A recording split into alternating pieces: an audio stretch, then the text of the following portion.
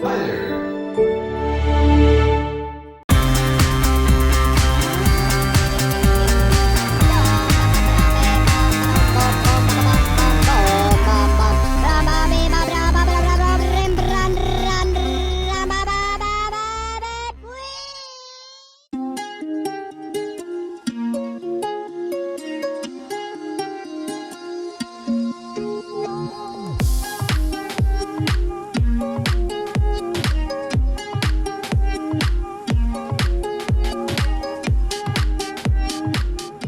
Hello everyone, welcome to another Flying Frog video. Here we've got the Hellcat, which has had its update. So what I'll be doing today is doing the part 2 of my review, and this will be the flight of the FlyingIron Hellcat. So what we're going to do is we're just going to drop straight on into the cockpit, start her up, get her in the air, and let's see what this baby can do. Okay, here we are. Now let's go through these views. Now on the Velocity 1, I have worked out now how to do the different views that we can do on this one. So for any of you guys that have got the Velocity 1, I use the basically it's a slightly modified default setting, but on the whole most of it's the same. So we got our central, or I should say the left POV, so we just use that. We come down to this position here, then there's the switch underneath. So let's try that, which puts me to there. Right, now this one here will get me with my, at least get my fuel on. So let's just, there we go. Left drop tank. Oh, I want center drop tank. I don't think I've got the. No, that's all it's going to do. Okay, that's all right. Flight's not going to be that long. I'll just leave it at that. Now what we can do while we're here is we can turn on our fuel pump, and just up on the side, up here is our magnetos. So I'll turn those on while I'm here. Now, I did say before that this one in the flight that I did do before the jittering all was happening, which by the way has been fixed, but we will see that once it gets started, that you do get a bit of a pull to the left. So and how you counteract that, particularly in the air, it's just due to the fact of the size of the prop and the torque. It just wants to pull the airframe over to the left, and it just wants to go in a constant roll, so it keeps dropping the left wing. You just change this one here to 1.5 or 1.6. I think it's actually 1.6. So let's just, I'm doing this a little early, but hopefully I can counteract it until I get up into the air. Now 1.6 usually at the throttle that I set and the prop pitch that I set usually will get me a fairly well level flight. Now we do have our tail wheel lock at the moment. I've got it unlocked. I actually think I prefer it unlocked, even though it does get a little bit skatey once we go in for takeoff, which you'll see, and hopefully I'll get it to go straight down the runway, but my feelings are it won't. So anyway, we continue on with the views. So we've got this type of view. Now I'm not 100% certain where we're aiming at here, but look, the whole idea realistically is not to go through all the features on this, because it's got quite a lot. So what we'll do is turn the battery on while we're here. Now it should be a switch here, which is quite dark for my eyes. There we go. So we can prime it. There we go. We're ready. Now what I'll do is, before I start it, I will flick through and and just show you a few other things. Alright, then we've got all our lights here, so we can turn on our lights. As I've said before, these are clickable, so which is fantastic. Alright, that's our canopy. We can close the canopy, you leave it open or close it, it's entirely up to us. Now that's our gun sight, which we do have a tablet, which I did show last time, and this has come back to our trim settings and everything else. So right, now let's get this one started. Flick over that. Now what I'm going to try and do is, again, I'll just come out, so there we go, you guys can see it. Radio master, go away, go away. Right, I love it, all the way all these. Right, prime's ready to start. There. Okay, clear prop.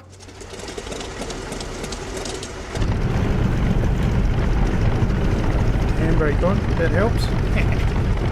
Stop it rolling away. Now, taxiing, as we can see, there is no jitters, so the update has worked, which is fantastic. Now, which goes to say that I was right and just waiting for the update, so I can give you guys a best chance that I can of doing this review and giving FlyingIron a fair chance. So, sounds are great. So we got some really good sounds there. Now, that was because I had the throttle in. Now, taxiing is a bit of an art form. This one is not easy. Now, we do have, while I talk about taxiing and takeoffs, there's switches down here. You can use what they call carrier takeoff. So you saw it there, just pop up. Yep, catapult launch. If you want to do that, click that, 3-second countdown, boom, you get a catapult launch off a runway. So you can just simulate a carrier takeoff. I won't be doing that, mainly because I just want to fly as per a normal aircraft. So, now let's get going. So, handbrake off. Now, taxiing is a bit of a handful. This is got typical ground handling.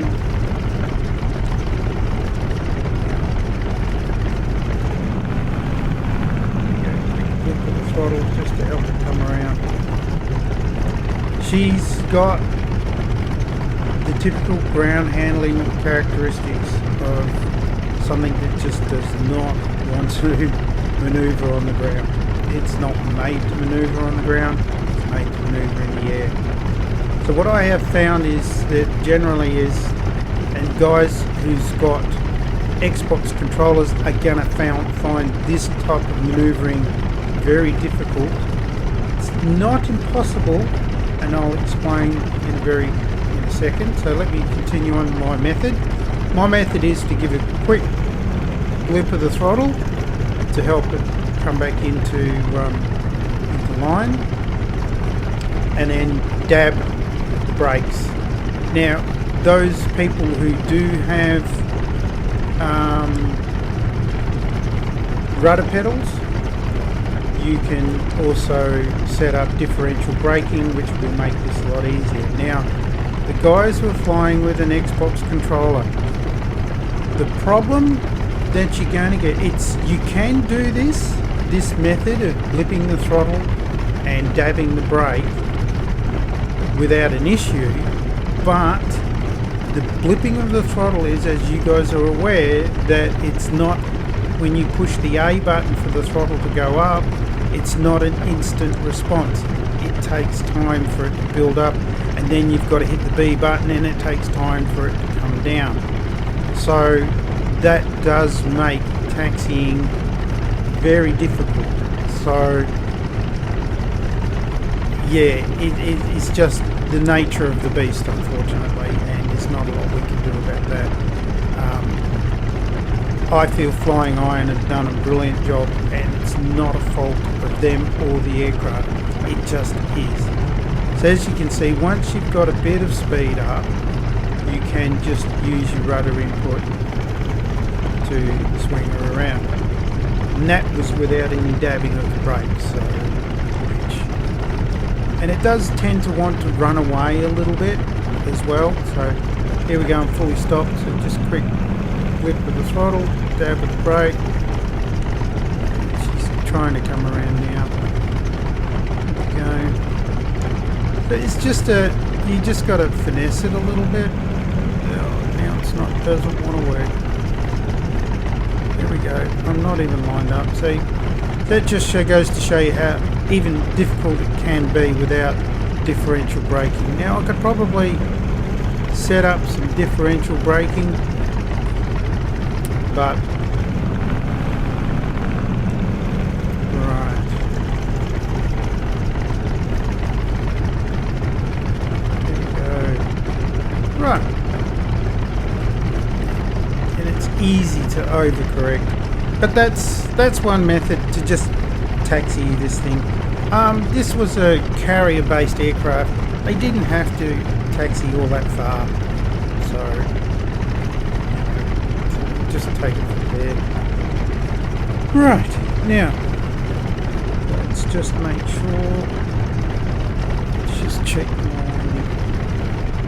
elevator.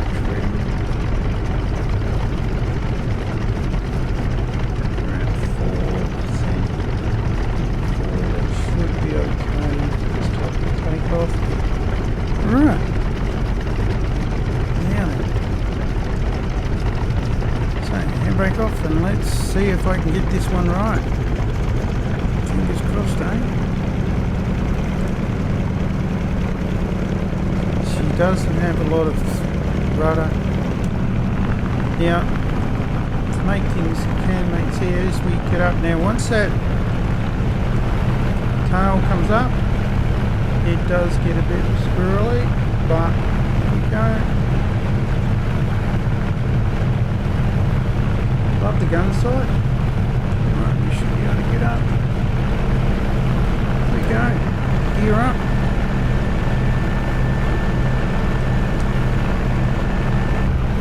So let's just trim her a bit more.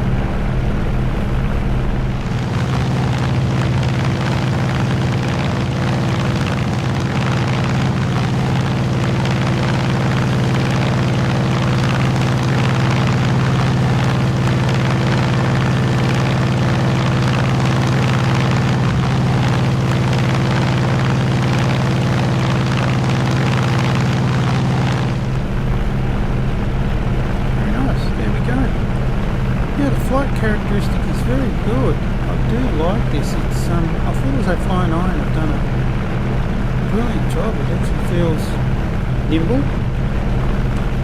as we can tell. Now I think I will get up some height and I will do a stall test. Trim it a little bit, and the sound is really nice. It's just if you watch the have a look at the crop animation in front of me here. I'll just drop back and crop the pitch. And look at that. Nicely. It changes beautifully. Right, now she's pulling a little bit to the left, which means I just need to adjust this one. Just a little bit more. 6.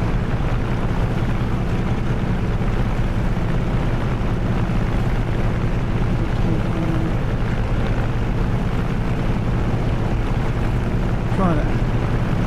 And as you can see, look at it, she's rolling to the left. There we go. Now she's pretty well right. So again, if you're finding that it's rolling to the left, it's because of we got two 9-cylinder radial engines in the front of this thing, one big prop, and the torque is just going to try and drag it around. Or another way to counteract it is also drop back your throttle and pinch the prop. Right, now I'll just get up a little bit. Now I'm going to stay in the cockpit. I will just show some outside shots as well, but I'm going to stay in the cockpit because of the stalling. And then once I've done the stall, I'll come around, I'll come in for a landing and give you my final thoughts on the whole thing. I've got to try and remember, of course, my video from the first one. But there are other features in there. This aircraft does have water cooling. It does have the GPS, which I think I showed you guys in the first video. Right, now what I'm going to do is I'm just going to stall it now. So let's drop back to the throttle. See, she wants to now kick back to the right because of that torque has just come right off. So let's just drop it right back. No throttle. Now, see what happens. I'll try and stall it. So like no flaps or anything like that. It's just holding it in. Dropping the speed down. As you can see, the RPM there is dropping right off. Speed's coming down. Approximately 80 knots now. Just pull them back. Under 80 knots. We've got a stall warning. Just pull back. Pull back. There we go. And just right. Just released it out of its pullback. Dropped to the left wing. And recovers. So predictable. Didn't bite. Nothing nasty. Started a spin, but as soon as you release the elevator, she come out of the spin, and yeah, all good. So what I'll do is I'll head on back now towards Shell Harbour for a landing, and I'll come back to you guys when I'm lined up.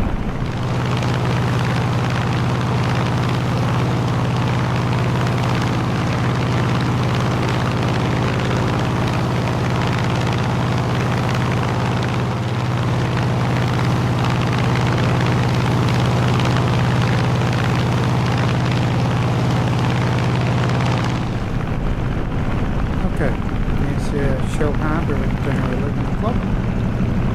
So let's put this bird down. Turn the gear. Now I can feel the drag. The gear down. Slide it down a bit.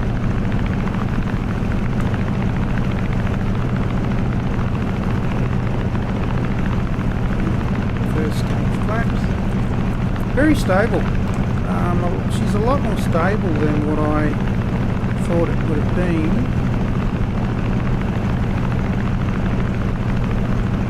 So very nice indeed. Okay, second stage flaps, more throttle.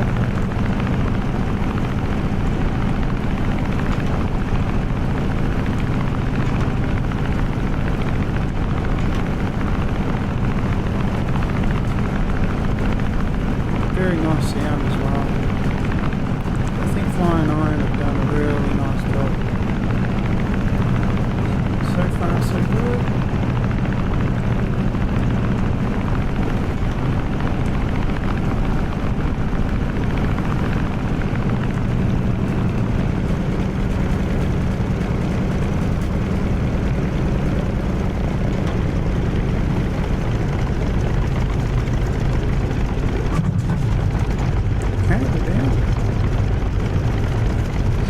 Bird up. Very hard to see out the front. But we're down. And not too bad. Not too bad at all. Okay, I'll see you over at parking bay 6 for my final thoughts.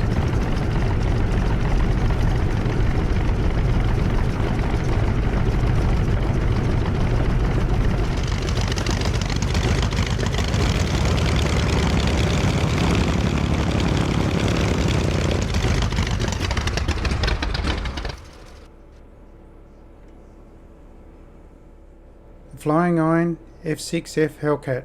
My final thoughts. I've been looking forward to this aircraft from when I first found out it was actually coming to us.